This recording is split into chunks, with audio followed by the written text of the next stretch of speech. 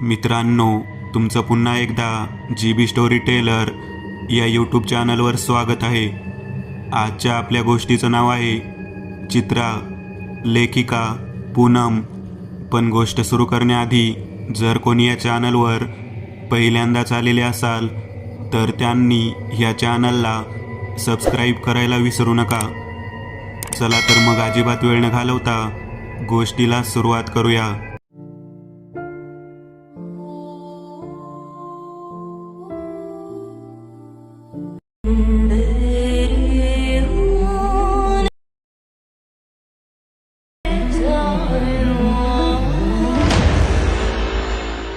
सुधाला बघायला पाहुणे आले होते.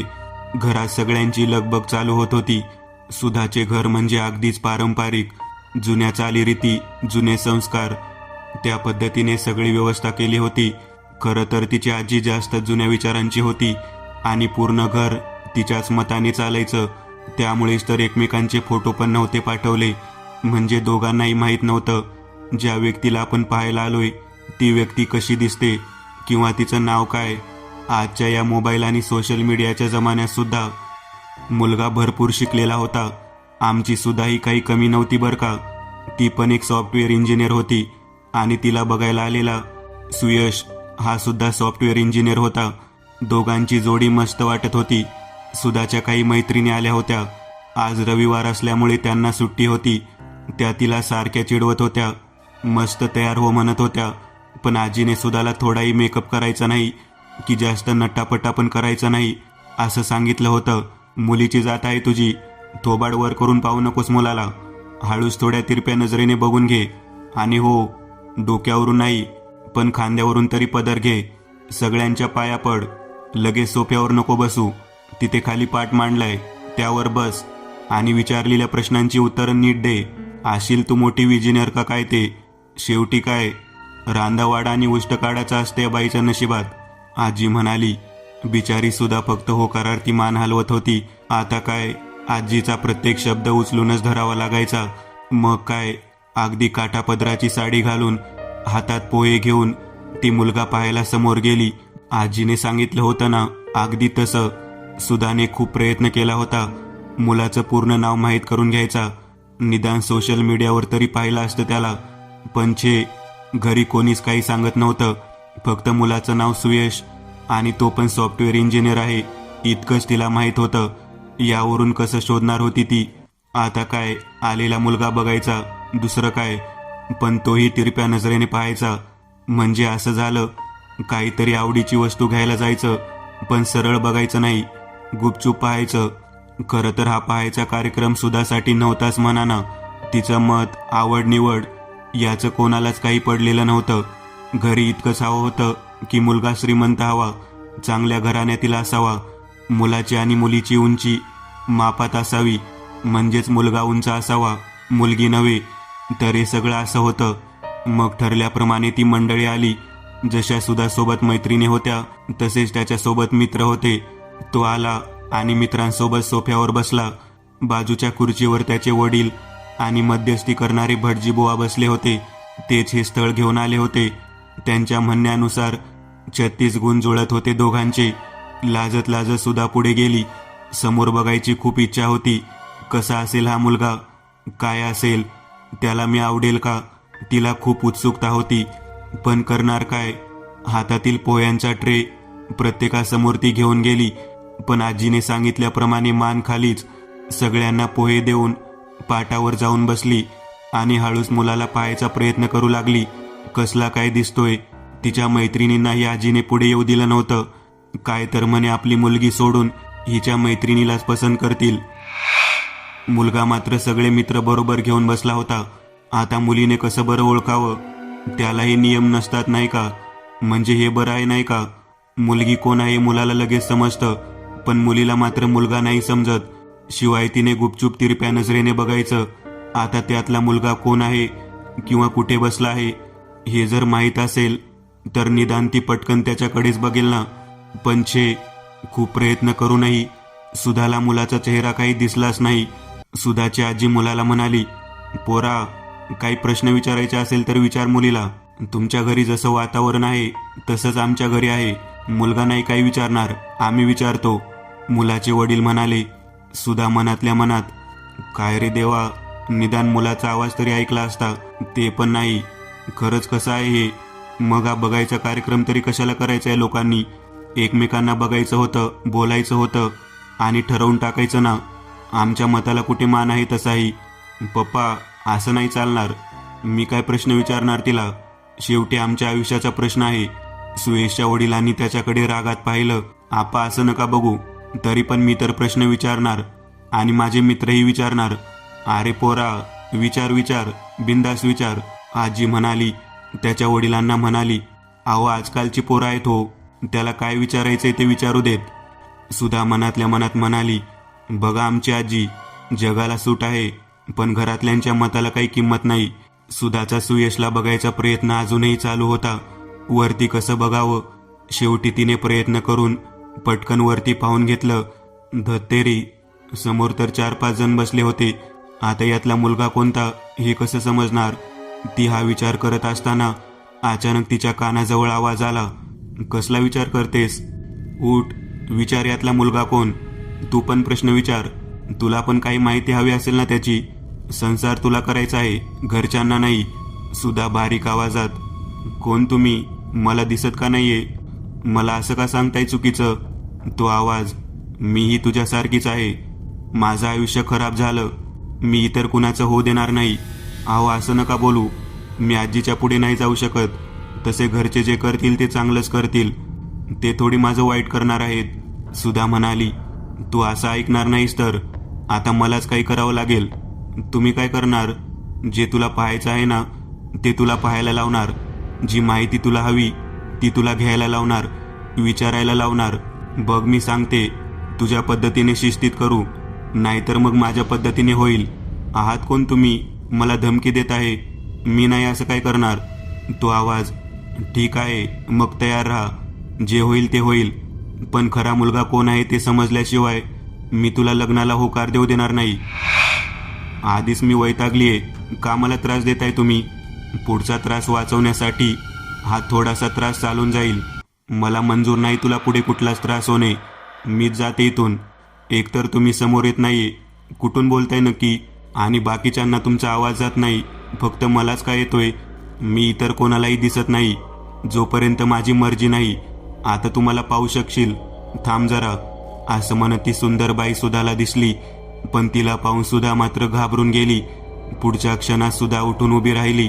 आजीने दचकून तिच्याकडे पाहिलं. आजी तिला म्हणाली, ए सुधा, अगं उठली काय? खाली बस, अजून बघायचा कार्यक्रम पूर्ण नाही झाला. त्यांना काही प्रश्न विचारायचे तुला. सुधा, मला पण काही प्रश्न विचारायचे आहेत. त्यापूर्वी मला सांगा, यातला मला पाहायला आलेला मुलगा कुठला आहे?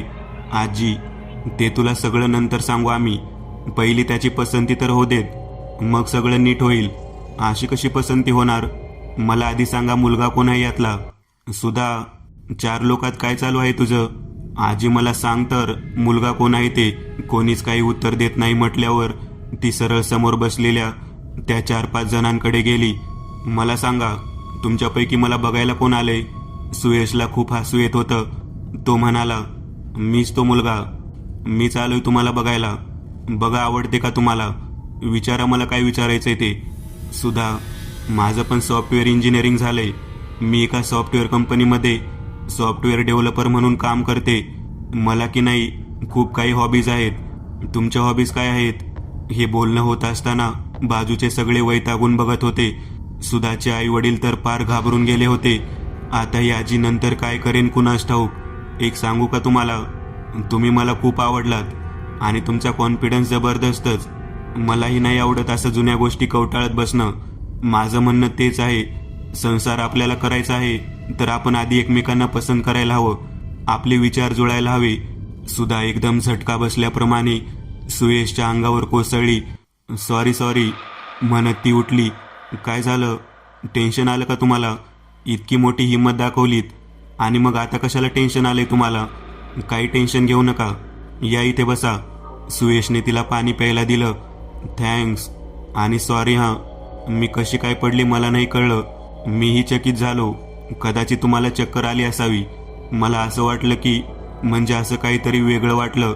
मला नाही माहीत काय होतं ते, पण मी इथे काय करत आहे तुमच्या इथे? म्हणजे आता तर तुम्ही इतके प्रश्न विचारले मला. सुधा हसत, मी प्रश्न विचारले? मला प्रश्न पडला, मी तुमच्या इथे कशी काय आले आहे? आता बाजूचे सगळे गोंधळून गेले होते. सगळ्यांच्या भोवया ताणल्या गेल्या होत्या. हे काय नाटक होतं? इतक्यात एक मोठा आवाज घुमला, सुधा, तुला मुलगा समजला कोण आहे? आता तुम्ही दोघे एकमेकांशी बोला. तुमच्या आवडीनिवडी बघा काय आहेत. तुमचे विचार जुळतात का पहा, आणि मगच लग्नाला हो म्हण ग. आणि हे थेरडे, उगाच पोरीला जबरदस्ती लग्न करायला लावू नकोस, नाहीतर माझ्याशी गाठ आहे. हा आवाज ऐकून सगळ्यांची घाबरगुंडी उडाली होती. कोण होती ही? ती कोणाला दिसत तर नव्हती, पण धमकी देत होती. मी तुम्हाला मगाशी सांगितलं होतं, काही करू नका. माझे घरचे जे करतील ते योग्य करतील, मग हा उद्योग का? सुधा म्हणाली. तो आवाज, अगं बाई, जोपर्यंत माझ्यासारख्या फसणाऱ्या पोरींना योग्य मार्ग दाखवत नाही तोपर्यंत मला मुक्ती मिळणार नाही. अशीच भटकत राहील मी. तुमच्यासारख्या मुली म्हणजे? इथे बसलेल्या सगळ्यांना माझी मनापासून विनंती आहे, जेव्हा तुम्ही हा बघण्याचा कार्यक्रम करता तेव्हा फक्त समोर मुलगा बसलाय इतकंच मुलीला सांगत जाऊ नका, तर त्यांची ओळख करून देत जा. हा मुलगा आहे, हा तुला पाहायला आला आहे. याच गोष्टीमुळे मला किती त्रास झाला, माझ्या आयुष्याचं नुकसान झालं. माझ्यासारखे चित्र अजून तयार नको व्हायला, म्हणून हा माझा प्रयत्न. काय झालं तुमच्याबरोबर? कसे मरण पावले तुम्ही? सुधा म्हणाली. मी माझ्याबद्दल सांगून जर तू माझं ऐकणार असशील, तुझं चांगलं होणार असेल, तर मी नक्कीच तुला माझी आपबीती सांगेन. ताई, मला ऐकायचं आहे. सांगा मला काय घडले तुमच्यासोबत. होय, मलाही ऐकायचं आहे, सुयश म्हणाला. मी इथे उगाच कुणाला माझ्याबद्दल सांगायला नाही आली, पण मला असं वाटतं आता समाजाने हा बदल स्वीकारायला हवा. एकीकडे लोक म्हणतात मुलगा आणि मुलगी एक समान आहे, मग या अशा लग्नाच्या वेळी का बरं दुजाभाव केला जातो? मुलगी कोण आहे लक्षात यावे म्हणून तिला पाटावर बसवले जाते की मुलाची गफलत व्हायला नको, पण मुलाला मात्र 4 मुलांमध्ये बसवतात. त्या मुलींनी कसे ओळखायचे कोण मुलगा आहे ते? माझ्या बाबतीत हेच घडलं. ऐका मी काय सांगते ते, आणि त्यामधून स्वतःमध्ये सुधारणा करा. आजी, तुम्हाला माझा नमस्कार. मी आपल्या रूढी परंपरांच्या विरुद्ध नाही आहे, फक्त त्यामुळे आपल्या मुलांचे नुकसान होते. त्याच्यात काही बदल करायला हवे ना, यासाठी अशी वागत आहे. माझं नाव चित्रा. मी अतिशय सुंदर, बोलकी मुलगी.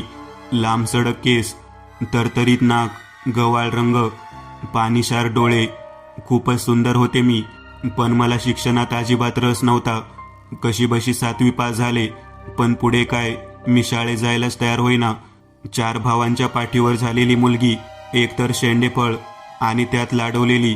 घरात मात्र सगळ्या कामात हातभार लावायची. हा तशी थोडी नाजूक होते मी. म्हणजे कसं, हिरवी मिरची हातात जरी घेतली तरी आगाग व्हायची माझ्या हाताची. मग बर्फात हात ठेवा, हाताला खोबऱ्याचं तेल लावा, असे उद्योग करावे लागायचे. आता मुलगी शाळा पण शिकेना, काय करावं बरं? मग माझ्या वडिलांनी म्हणजे दादांनी माझं लग्न करून टाकावं असं ठरवलं.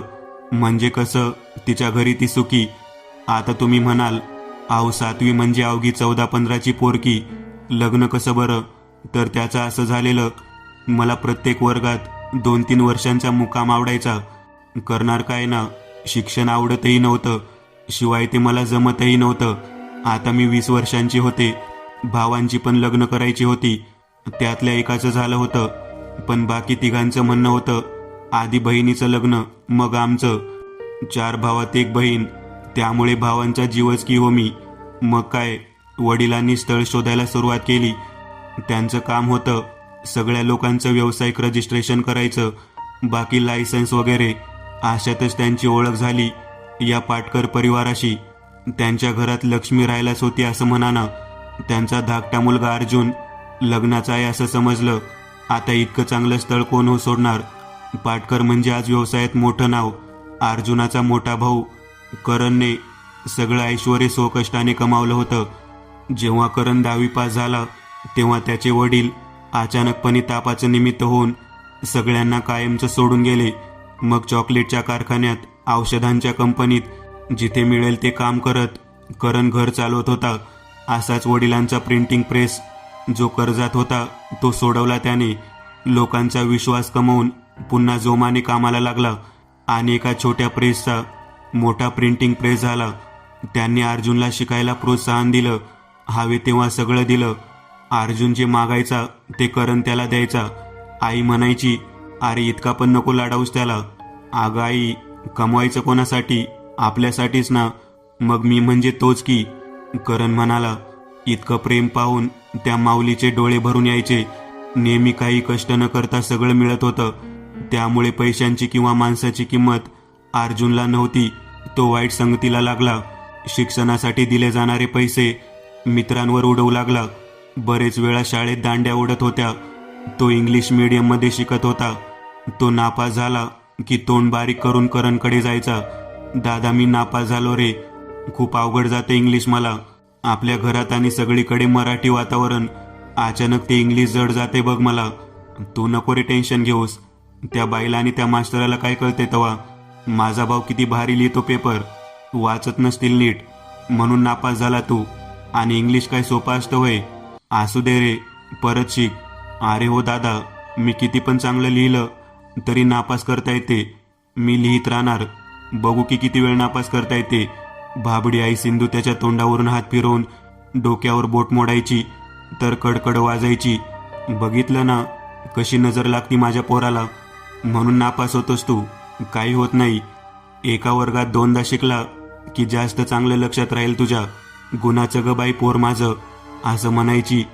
आता काय म्हणावं या मातृप्रेमाला. कशी बशी 11वी पास झाला होता अर्जुन. करणला वाटत होतं याने प्रेससाठी पुढचं शिक्षण घ्यावं, आपली प्रेस अजून वाढवावी.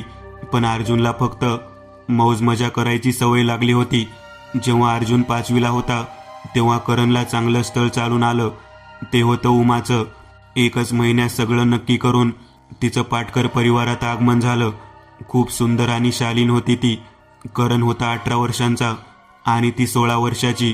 2च वर्षात एका गोंडस मुलीला जन्म दिला तिने. पण करणच्या लग्नानंतर त्याला त्याची जास्त काळजी घेणारी वहिनी मिळाली होती. त्याने तर तो जास्तच शेफारला होता.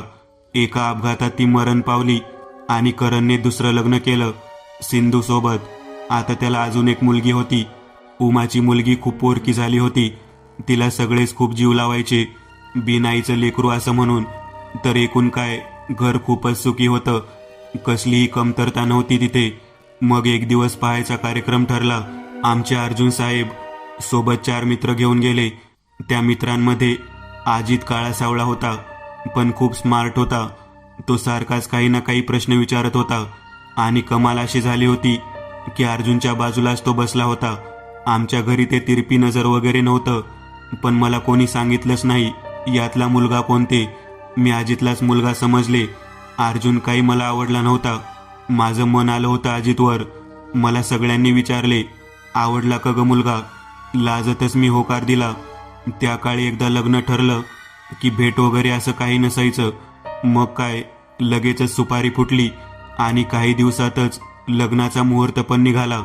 लग्नाच्या दिवशी जेव्हा साखरपुडा चालू झाला, समोर साध्या कपड्यातील अजितला पाहून मी जरा विचारात पडली. हे काय, नवरदेव असून हे असे का उभे इथे? पण विचारणार कोणाला? मी शांत बसले होते. मग अर्जुनच्या साखरपुड्याचा विधी झाला. आम्ही दोघे कपडे बदलून आलो आणि आम्हा दोघांना बाजूला बसवलं. अर्जुन आपला होणारा नवरा हे पाहून मी बेशुद्धच पडले. माझ्या तोंडावर वहिनीने पाणी मारलं आणि मी शुद्धीवर आले. माझी आई सगळ्यांना सांगत होती, लहान आहे ना, टेन्शन आलं असेल तिला. आता बरी आहे. आपण पुढचे विधी उरकून घेऊया. मी पूर्ण दिवस अर्जुनला न बघता फक्त अजितकडे पाहत होते. मला स्वतःची झालेली फसगत सहन होत नव्हती. पण आता बोलणार तरी कोणाला? रात्री सगळे घरी आले. मी तर खूप रडत होते. मला काहीही सुचत नव्हतं. माझी वहिनी पाठराखीन म्हणून आली होती. दोघी आता एकट्याच होतो खोलीत. आम्ही दोघी अगदी मैत्रिणीसारख्या होतो. काय वंश, किती रडताल अजून? किती चांगली माणसं, मोठं घर मिळाले तुम्हाला. खूप सुखात राहणार तुम्ही, वहिनी म्हणाली. मी वहिनीच्या गळ्यात पडून रडू लागले. वहिनी गोंधळून गेली. वंश, काय झालंय? सांगा बरं. काही त्रास होतोय का तुम्हाला? डॉक्टरकडे जायचं का? वहिनी, मला मुलगा पसंत नाही. वहिनी ओरडलीच. काय? अहो कसं काय? तुम्ही हो बोलल्या होत्या की. तेव्हाच तर सगळी पुढची बोलणी झाली. मला सगळे प्रश्न त्याच्या सोबतच्या मित्राने विचारले होते. मला वाटलं तोच मुलगा आहे. तुम्ही पण कोणीच मला सांगितलं नाही कोण मुलगा आहे ते. समोर 4 जण बसलेले असताना मी कसं समजणार मुलगा कोण ते? शी, हा किती घाणेरडा दिसतो, मला नाही आवडला. कसला जाडा आहे तो, त्याचं तोंड पण फोडाने भरलं आहे. मी नाही राहणार इथे. वहिनी तर पुरती भांबावून गेली होती. आता काय करावं, कोणाला काय सांगू, तिला काही समजत नव्हतं. मी परत तिच्या गळ्यात हात टाकून रडत होते. काहीतरी विचार करून वहिनी बाहेर गेली. जाता जाता तिने मला रडू नकोस असं सांगितलं. एका छोट्या मुलाला आवाज देऊन तिने STD बूथ शोधून काढला. कोणालाही न सांगता ती तिकडे गेली. घरची फोनची रिंग वाजत होती, पण कोणी उचलत नव्हते. तिने 3-4 वेळा फोन केला आणि माझ्या वडिलांनी फोन उचलला, पण त्यांचा आवाज ऐकून वहिनी घाबरली. तिने फोन कट केला. पुन्हा रिंग झाली आणि त्यांनीच फोन उचलला. ती फक्त फोन कानाला लावून थांबली. सासऱ्यांना हे कसं सांगावं, मग त्यांनी हॅलो हॅलो करून फोन ठेवून दिला. वहिनी म्हणजेच सुमा आता घाबरली होती. माझी अवस्था पाहून तिला काही सुचत नव्हतं. समजत होतं की आता लग्न तर झालंय, काही होऊ शकत नाही, पण तरी वेडी आशा होतीच. तिचा जीव होता ना माझ्यावर. तिने हिम्मत करून परत फोन लावलाच. आता फोनवर नशिबाने तिचाच नवरा आणि माझा मोठा भाऊ गणेश होता. बापरे, किती जीवात जीव आला माझ्या. तुम्ही फोनवर आलात का ग? इतकी आठवण येते का माझी? हां, मी येऊ का तिकडे? काय हे? आहो ऐका ना. अगं बोल ना, ऐकतोय मी. खरं सांगू का, मला पण तुझी खूप आठवण येते अगं. काय हे? बरं जाऊ द्या ते सगळं, ऐका ना. अगं ते कसं जाऊ देणार, तू त्यासाठी तर फोन केलास ना मला. इथे खूप मोठा घोळ झालाय. म्हणजे काय झालंय? चित्राला काही त्रास दिला का कोणी? आलोच मी, थांब. अहो मला बोलू द्याल का जरा? बोल की मग पटकन, काय झालंय ते? किती कोड घालतेस? अहो अंशना मुलगा पसंत नाही, त्यांना तर मुलाचा मित्र आवडला होता. काही पण काय बरळते तू? तिने होकार दिल्यावरच पुढच्या गोष्टी झाल्या होत्या ना, मग हे काय मध्येच? तो मित्र सगळे प्रश्न विचारत होता, त्यामुळे तिला तोच नवरदेव वाटला. साहजिकच आहे की हो, आपण तिला कोणता मुलगा आहे हे सांगायला पाहिजे होतं. पण आता काहीच नाही करू शकत आपण. लग्न झालं, विषय संपला. आता तिला त्याच्याबरोबरच संसार करावा लागेल. तसं घर चांगलं, माणसं चांगली आहेत, सुखात राहील ती. समजून सांग तिला. एकदा दादांशी बोलून काही मार्ग निघतो का बघता का? वेडी झालीस का? मी असं कसं विचारू दादांना? माझीच वरात काढतील ते. अहो मग आता काय करायचं? काही करायचं नाही, जे करायचे ते करून झालं. आता पुढे तिला संसार करायचाय. बिचारी काय करणार? तिने फोन ठेवला आणि घरी आली. मी खूप आशेने तिची वाट बघत होते. मला असं वाटत होतं जसं परीच्या कथेमध्ये काही जादू होत असतात, तशीच काहीतरी जादू ही वहिनी करेल. पण छे, बिचारी एवढासा चेहरा करून माझ्याकडे आली. वहिनी काय झालं? कुठे गेली होतीस तू? मी घरी फोन केला हे सगळं सांगायला. मग काय झालं? कोणाशी बोललीस तू? यांच्याशी बोलले. म्हणजे दादासोबत का? हो. मग आता काय म्हणाला? काय करणार तो? नाही, ते म्हणतात की कोणी काही करू शकत नाही. तुला यांच्यासोबतच संसार करावा लागेल. आणि माणसं खूप चांगली आहेत, तुझी खूप काळजी घेतील, सुखात राहशील तू. मला तर काही सुचत नव्हतं. माझ्या डोळ्यातलं पाणी थांबतच नव्हतं. एक वेडी आशा होती, ती पण संपून गेली होती. त्या दिवशी नशिबाने मी आणि वहिनी एका खोली झोपलो. अजून पूजा व्हायची होती ना, त्यामुळे आज तर मला त्या अर्जुनच्या जवळ जावं लागणार नव्हतं. दुसऱ्या दिवशी सकाळी पूजा होती. मी आणि वहिनी सकाळी लवकर उठलो. सगळं आवरून बाहेर पडणार, तो सासूबाईंनी दरवाजावर टकटक केली. चित्रा, आवरलं का ग तुझं? भटजी आलेत बघ. मी आणि वहिनी बाहेर आलो. मला तयार झालेलं पाहून सासूबाई खूप खुश झाल्या. किती गुणाची ग बाई, लवकर उठून तयार पण झाली तू, चल लवकर आता. त्यांना तसंही माझं खूपच कौतुक होतं, त्यामुळे कधी कधी माझ्या मोठ्या जाऊबाई माझा दुस्वास करायच्या. मी आणि अर्जुन पूजेला बसलो. अर्जुनच्या हाताला हात लावून पूजेला बसतानाही माझी नजर अजितला शोधत होती, पण तो काही दिसत नव्हता. आता भटजी सांगत होते त्याप्रमाणे कुंकू, फुले, पाणी अशी पूजा चालू होती. मध्ये मध्ये अर्जुन उगाचच माझा हात दाबत होता. मला राग येत होता, कारण तो मला आवडतच नव्हता. त्याची नजर सांगत होती की त्याला मी खूप आवडते, पण माझं मन काही ऐकत नव्हतं. मला तर फक्त अजित हवा होता. साधारण तासाने त्याचे सर्व मित्र आले. त्यामध्ये अजित होता. इतका वेळ माझा पडलेला चेहरा अचानक खुलून आला होता. माझा खुललेला चेहरा अर्जुनच्याही लक्षात आला होता.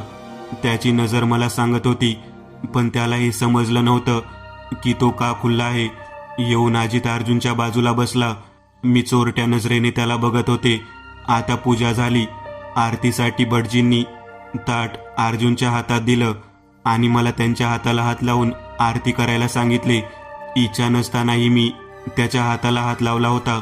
पूर्ण पूजा होत असताना मी मनातल्या मनात देवाला प्रार्थना करत होते, हा अर्जुन नको मला. काहीतरी चमत्कार करून अजितला माझं करा. स्वतःची लाज वाटत होती, पण काय करणार. आमच्या लग्नाची पूजा आणि देवाला मागणं मागते की हा नको मला, अजित नवरा म्हणून दे. काय करणार, नाईलाज होता. मी मनातल्या मनात देवाला सारखीच म्हणत होते, काहीतरी चमत्कार. पण चमत्कार काही झाला नाही. दुपारची जेवणं झाली. तो अख्खा दिवस आलेले पाहुणे मंडळी यांच्यामध्ये गेला. वहिनी तिच्या कामात बिझी होती. मला आणि वहिनीला जास्त बोलायला मिळाले नाही, पण वहिनीला माझी खूप काळजी वाटत होती. तिचे पूर्ण लक्ष माझ्याकडे होतं. मी काही चुकीचं करू नये यासाठी तिची धडपड चालू होती. सगळे पाहुणे गेल्यानंतर सासूबाईने सांगितलं, आपल्याला उद्या जेजुरीला जायचं आहे. तिला भंडारा घेऊन येऊ आणि लगेच उद्या संध्याकाळी जागरण गोंधळ करून टाकू. मग त्यानंतर तुम्ही दोघं मोकळे. इतक्या समोरून करण भाऊजी आले. मी तुमच्या दोघांच्यासाठी महाबळेश्वरला हॉटेलचं बुकिंगही केलं आहे. उद्या जागरण गोंधळ हो देत. परवा सकाळीच तुम्ही दोघे महाबळेश्वरला निघा. मी तर खूप घाबरून गेले. माझ्याबरोबर वहिनी आहे, मग मी त्यांना पण घेऊन जाईल बरोबर.